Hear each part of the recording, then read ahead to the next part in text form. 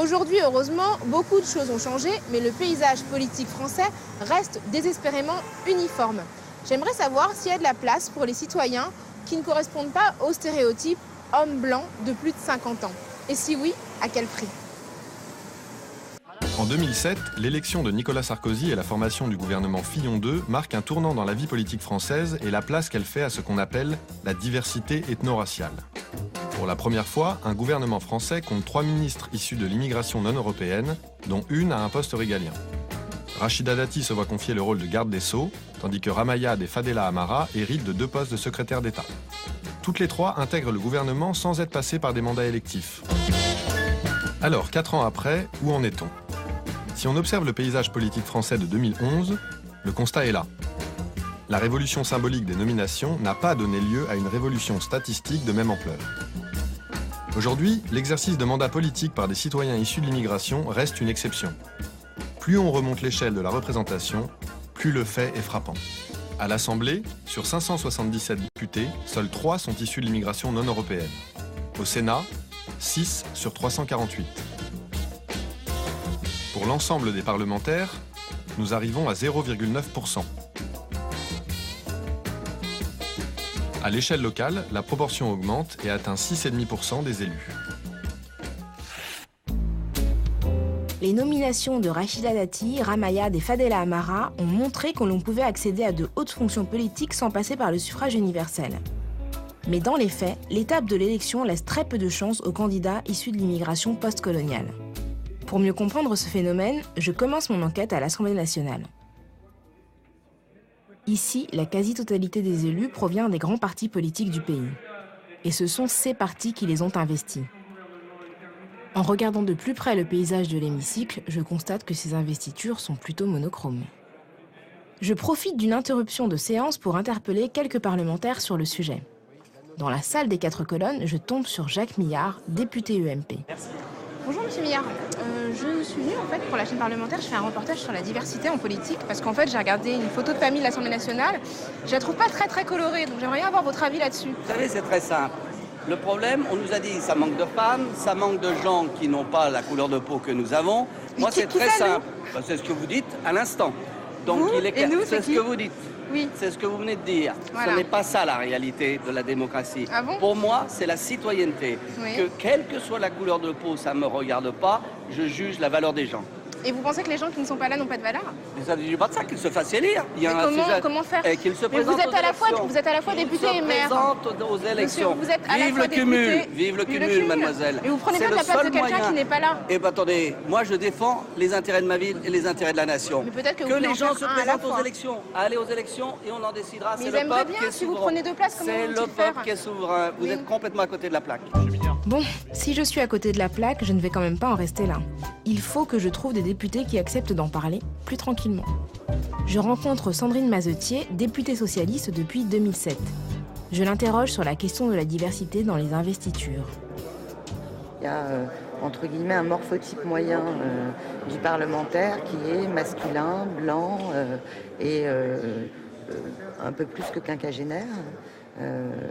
Voilà. Après, derrière ce morphotype, ce profil type, il y a une grande diversité de parcours quand même. Donc, on peut être un excellent parlementaire et quelqu'un qui se bat et être quinquagénaire, blanc et voire un petit peu rondouillard. Voilà, c'est pas, faut pas non plus caricaturer, faut pas surdéterminer ou conditionner quelqu'un à son apparence physique. Voilà. C'est toujours la même chose. On fait pas très attention à ce qui s'est passé, mais nous, ça fait des années, par exemple, qu'à Paris, on a une sénatrice qui s'appelle Barry Zacharie. Personne n'en parle, mais voilà. Et ça s'est fait sans bagarre particulière. Il n'y a pas eu de résistance. Voilà. Certes, mais je n'ai toujours pas de réponse. Pourquoi les non-blancs sont-ils si peu nombreux au Parlement ? Je continue mes recherches et croise la route d'Éric Raoult, député UMP. Comme aux autres, je lui demande le lien qu'il fait entre diversité et hémicycle. Bon, d'abord, les élus d'outre-mer, c'est aussi la couleur. On ne peut pas être député tout de suite. Vous savez ce que disait Victor Hugo ? Je veux être Chateaubriand ou rien. La diversité, c'est pas une sorte de gris-gris en disant on va réussir tout de suite. On peut pas dire, voilà, on va prendre Madame Diallo et on va la mettre candidate, allez, verte et tout, dans une circonscription qui n'est pas verte. On a un mode de scrutin, il faut faire élire un certain nombre. Mais je pense vraiment, parce qu'on a fait des travaux pratiques dans mon parti et sur, je dirais aussi, la recommandation du président de la République, il faut trouver the right man or the right woman at the right moment in the right place. C'est-à-dire que c'est plutôt dans des moments où il y a des courants large. Bon, si la fois prochaine, Sarkozy est réélu avec 57%, Kamel Hamza sera député. Kamel Hamza, ah bon ? J'apprends que c'est l'attaché parlementaire d'Éric Raoult. Il est aussi conseiller municipal UMP de la Courneuve. J'aimerais bien qu'il me parle de son expérience et qu'il nous dise ce qu'il pense de l'accès aux investitures. Merci Kamel de nous accorder cet entretien. Avec plaisir. Je crois que le combat politique, c'est d'abord un combat local, c'est un combat sur le terrain. Donc si Éric Raoult, un jour, a besoin d'avoir un suppléant, une succession, je lui porte ma candidature et j'appelle à la fois Jean-François Copé et tous ces leaders politiques à penser à cette diversité parce qu'on en veut, on y croit et beaucoup de gens nous regardent et quand nous, on n'avance pas, c'est la République qui recule. C'est un fait, les citoyens d'origine extra-européenne en charge de mandats locaux sont plus nombreux qu'au Parlement. Je consacre donc la prochaine étape de mon enquête à la représentation locale. Direction la mairie de Stein en Seine-Saint-Denis où Azdine Taibi occupe la fonction d'adjoint au maire sous la bannière du Parti communiste. Il siège aussi au Conseil général de Seine-Saint-Denis à Bobigny. Nous commençons par observer ensemble le trombinoscope du Conseil général. On pourrait s'en faire, quoi, parce que les 4 seuls noms qui me semblent venir au-delà de la Méditerranée, donc c'est Bali Bagayoko, qui est sur Azdine Taibi, c'est toi. Voilà, sur Stein, Belaïd Bedreddine qui vient d'être élu d'ailleurs à Montreuil, et puis Abdel Sadi qui est sur Bobigny. Voilà. Je pense que là, il y a vraiment un défi à mener de ce point de vue-là.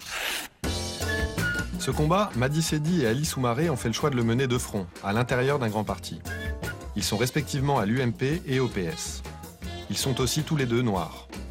Et j'ai une conception aussi de la politique et du combat politique qui fait que même si on n'avait pas eu de Rachida Dati, on n'avait pas eu de Ramaya Fadel Amara, pour moi, un jour, il faut que je sois aux manettes. C'est comme ça. Je travaille, je fais le boulot.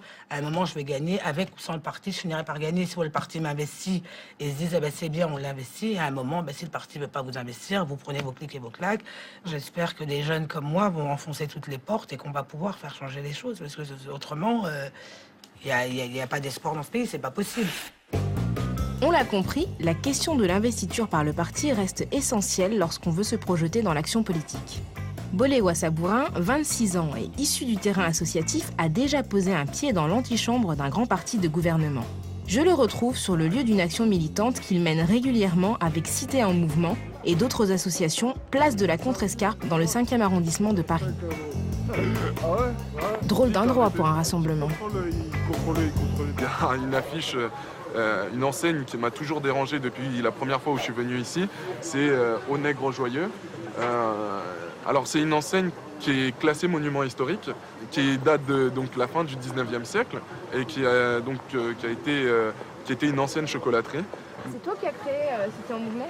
Alors je ne l'ai pas créé, alors c'est à l'initiative des jeunes socialistes parce que moi je suis membre du bureau national des jeunes socialistes. Du coup c'est pas une entité qui est autonome par rapport au Parti socialiste ? Les jeunes socialistes l'ont initié et puis ensuite après c'est à nous de nous organiser. Ainsi Boléwa est-il impliqué dans le mouvement des jeunes socialistes. Je lui demande donc de me conduire dans leurs locaux pour comprendre ce qui l'a motivé à les rejoindre. Sur place, nous rencontrons plusieurs de ses camarades, dont la présidente Lauriane Degnaud. Si on parle sans tabou, effectivement, au mouvement des jeunes socialistes, aujourd'hui, il y a une majorité de blancs. Voilà. C'est la réalité, je ne vais pas vous mentir. Après, je rassure Boléwa, t'es pas là parce que t'es noir, mais ce qui aurait été dommage, c'est que tu ne sois pas là et que tu ne prennes pas ses responsabilités parce que tu es noir. Et donc, c'est la logique inverse. J'étais sceptique, je le dis, j'étais sceptique sur les jeunes socialistes avant d'y rentrer. Lauriane, une première fois, je lui ai dit « Oh non, ça c'est pas pour moi, au revoir ». Elle m'a dit viens, on va discuter, on va voir. Tu vas voir, les choses avancent. Depuis que Boléwa il est là et qu'il est aussi au Bureau national, eh bien, il y a à Bordeaux, à Toulon, à Marseille, à Lyon, à Villeurbanne, à Lille, à Strasbourg, il y a des jeunes qui étaient adhérents au mouvement jeune socialiste, qui viennent avec les mêmes parcours que Boléwa, avec des choses différentes, mais qui pensaient que leur place, elle était au fond de la salle dans la réunion, ils se sentaient de gauche, mais que bon, parce qu'ils n'avaient pas la bonne couleur de peau, qu'ils n'avaient pas fait les mêmes études, ils n'avaient pas leur place, forcément, où ils étaient là. Aujourd'hui, ils sont responsables. Eh bien, ce qu'on a initié, et que Boléwa, il en était l'architecte, notamment avec Cité en Mouvement, peut-être que les personnes qui étaient au lancement de Cité en Mouvement, dans 5 ans, dans 10 ans, eh bien, ça sera des candidats et des députés. Il y aura 15, 20, 30 Boléwa, parce qu'il y en a eu un au départ. Et qu'il y en a eu un au départ qui fait qu'il y en a 10, 15, 20 qui se disent « c'est possible ». Et c'est aussi ça qu'on a fait. Et c'est pour ça que Boléwa, il va encore avoir une grosse responsabilité dans les mois à venir, parce que il faut que ça émerge, Avant Boléwa, d'autres se sont impliqués dans les partis traditionnels et aujourd'hui, les résultats ne sont pas vraiment visibles. L'avenir nous dira s'il appartient à la génération qui fera enfin bouger les choses en obtenant d'être investi par son parti. Visiblement, les systèmes d'investiture des partis traditionnels ne favorisent pas l'émergence de nouveaux visages. Espérons qu'ils parviendront à se réformer pour ainsi faire place à de nouveaux talents qui s'exprimeront en politique.